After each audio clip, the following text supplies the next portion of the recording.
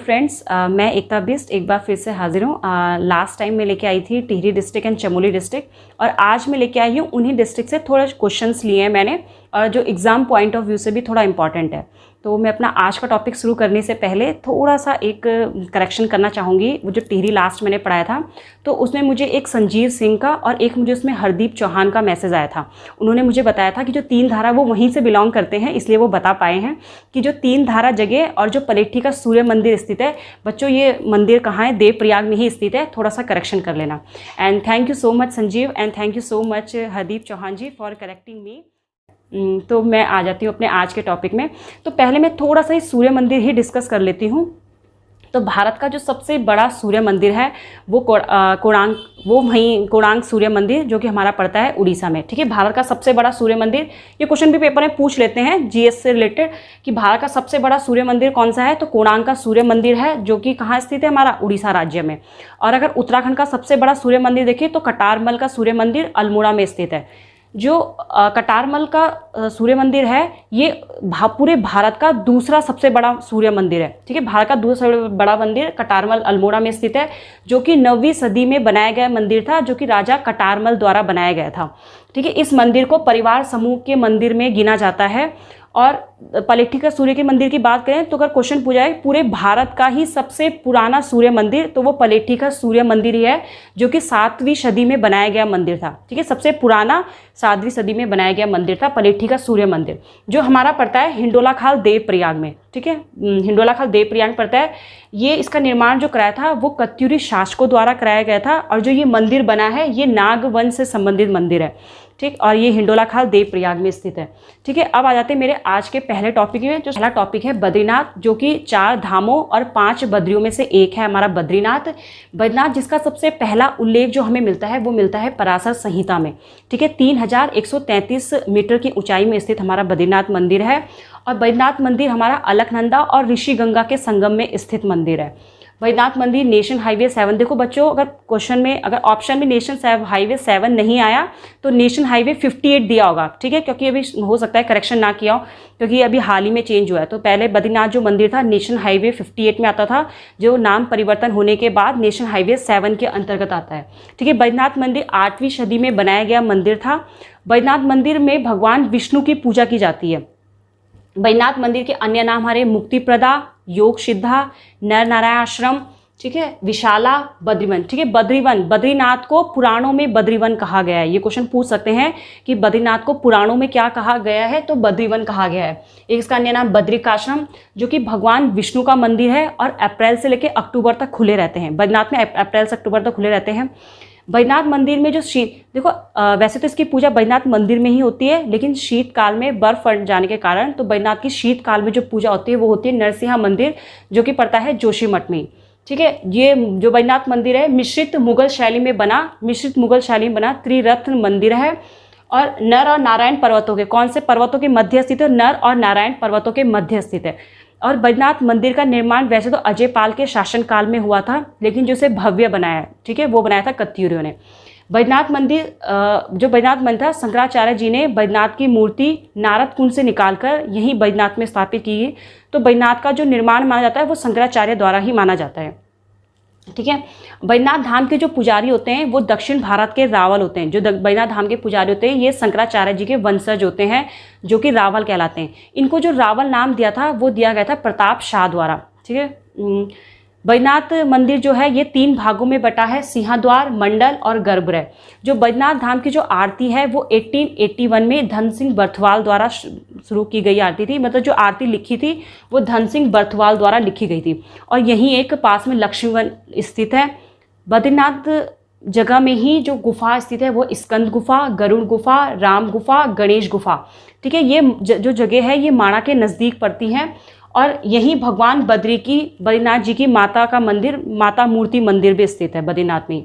यहीं चरण पादुका तीर्थ स्थित है। और जो बद्रीनाथ की जो मूर्ति है वो सालग्राम शिला से बनी है। बद्रीनाथ की मूर्ति सालग्राम शिला से बनी है, चतुर्भुज ध्यान मुद्रा में है। और जो बद्रीनाथ की मूर्ति है ये काले रंग की है, जो कि खंडित अवस्था में है, क्योंकि शंकराचार्य जी ने जब ये मूर्ति निकाली थी तो ये थोड़ा टूट फूट गई थी, तो ये खंडित अवस्था में है। यहीं बद्रीनाथ में यहीं अलकनंदा नदी है, बद्रीनाथ में ही एक अलकनंदा नदी है जिसका पौराणिक नाम देव नदी कहा जाता है। अलकनंदा नदी, जिसमें अलकनंदा नदी में पहली नदी मिलती है वो है सरस्वती नदी। देखो बच्चों, किसी किसी बुक में लक्ष्मण गंगा नदी भी कहा गया है, क्योंकि पर लक्ष्मण गंगा नदी इसमें बाद में थोड़ा आगे जाके मिलती है। सबसे पहली जो नदी मिलती है वो है सरस्वती नदी। ठीक है, इन एनी केस अगर सरस्वती नदी क्वेश्चन ऑप्शन में नहीं है तो आप टिक कर सकते हो लक्ष्मण गंगा। ठीक, और अलकनंदा नदी की सहायक नदियाँ जो है वसुधारा, धौली गंगा, और जो अलकनंदा नदी है ये पूरे उत्तराखंड में सर्वाधिक जल प्रवाही नदी माना जाता है अलकनंदा नदी को। ठीक है, पंच प्रयागों में से जो पंच प्रयाग है, वो पंच प्रयाग में जो मेन मुख्य नदी है वो अलकनंदा ही है। ठीक है, सबसे पहले इसमें विष्णु गंगा, नंद प्रयाग, कर्ण प्रयाग, हमारा रुद्र प्रयाग और देव प्रयाग, 5 प्रयाग बनाती है इसी नदी में।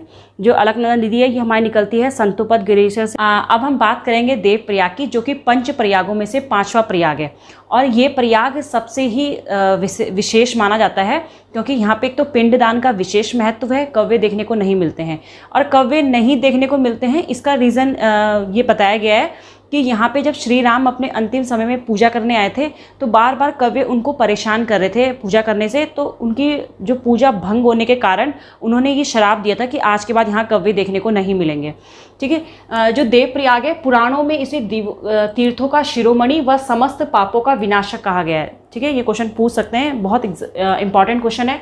पुराणों में तीर्थों का शिरोमणि व समस्त पापों का विनाशक कहा गया है। देवप्रयाग जो कि समुद्र तल से 472 मीटर की ऊंचाई में स्थित है, और यहाँ पे 2 कुंड है, ब्रह्मकुंड और विशिष्ट कुंड। ब्रह्मकुंड जो कि हमारे भागीरथी नदी पे है, विशिष्ट कुंड जो कि हमारी अलकनंदा नदी पे स्थित है। देवप्रयाग अलकनंदा और भागीरथी नदी के संगम में है, और देवप्रयाग में ही भागीरथी नदी गंगा कहलाती है। यहाँ के बाद से भागीरथी नदी गंगा कहलाती है। जो अलकनंदा नदी ये हमारी चमोली के संतोपद ग्लेशियर से निकलती है, जो कि त्रिभुज के आकार की है। भागीरथी नदी जो कि हमारे उत्तरकाशी के गौमुख से निकलती है। गौमुख इसका नाम इसलिए ही पड़ा है कि गाय के मुंह के आकार के होने के कारण। ठीक है, देवप्रयाग में भगवान राम जी का सबसे प्राचीन मंदिर रघुनाथ मंदिर है, ऐसा कहा जाता है, जो कि द्रविड़ शैली में बना मंदिर है।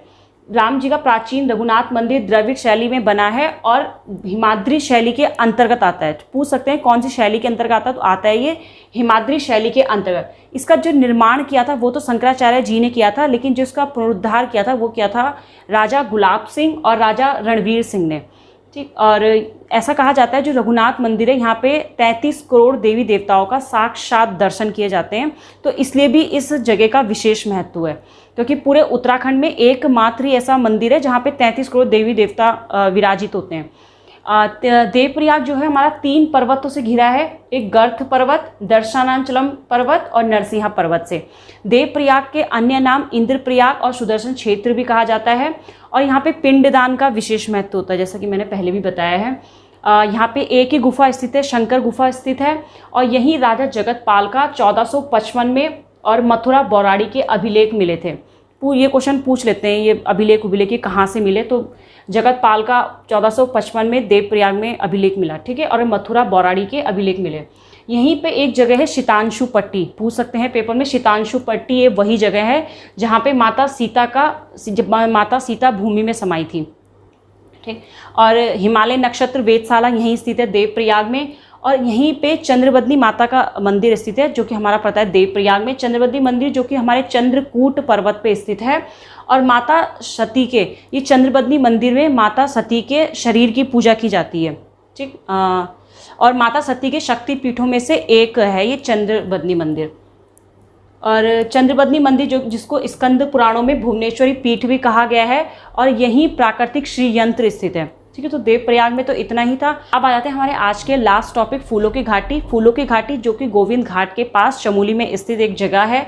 इसकी खोज की थी फ्रैंक स्माइथ ने, और फ्रैंक स्माइथ ने अपने दोस्त होल्डवर्थ के साथ मिलकर की थी 1931 में। 1931 में जो फ्रैंक स्माइथ थे ये एक आयरलैंड के निवासी थे, और 1938 में इन्होंने अपनी एक पुस्तक लिखी द वैली ऑफ फ्लावर, जिसके कारण फूलों की घाटी जगह विश्व प्रसिद्ध हुई। ठीक है, उसके बाद ही ये अस्तित्व में आई। 1938 में इनकी बुक होगी वैली ऑफ फ्लावर। और फूलों की घाटी के जो अन्य नाम है वो है पुष्पावती, इंद्र का उपवन, गंधमादन, पुष्पावती, भ्यूंडार पार्क, बैकुंठ, अलका। ठीक है, स्थानीय भाषा में इसे भ्यूंडार पार्क कहा जाता है, और कालिदास के जो मेघदूतम बुक है उसमें इसको अलका कहा गया है। ठीक। और इसके नाम है नंदन कानन। स्कंद पुराण के केदार खंड में फूलों की घाटी को कहा गया है नंदन कानन। और इसका अन्य नाम है पुष्पावती, भ्यूंडार, गंधमादन और फ्रैंक स्माइल घाटी। इसका नाम फ्रैंक स्माइल। जो फूलों की घाटी है इसका उपनाम है केदारज्यू। ये क्वेश्चन पूछा गया क्वेश्चन है कि फूलों की घाटी का उपनाम क्या है, तो केदारज्यू। यहाँ पे फूलों की 521 किस्में पाई जाती है, जो कि फ्रैंक स्माइल अपने साथ कुछ किस्में अपने साथ भी ले गए थे। जो फूलों की घाटी ये बृहद और महान हिमालय चाहे मुख्य हिमालय, बृहद हिमालय और महान हिमालय में स्थित है। और यहाँ पे जो एक फेमस फूलों की घाटी के बीच में जो फेमस नदी बहती है वो है पुष्पावती नदी बहती है। नर और गंधमादन, फूलों की घाटी हमारी नर व गंधमादन पर्वतों के मध्य में स्थित है।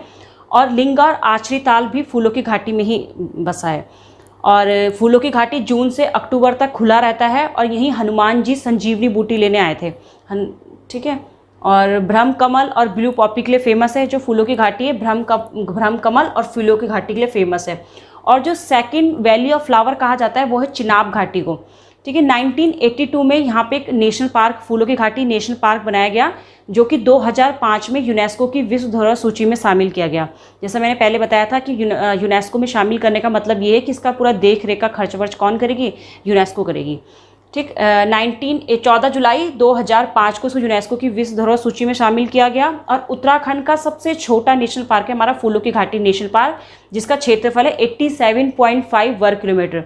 ये क्वेश्चन भी पेपर में पूछा गया क्वेश्चन है कि इसका क्षेत्रफल कितना है, तो 87.5 वर्ग किलोमीटर क्षेत्रफल।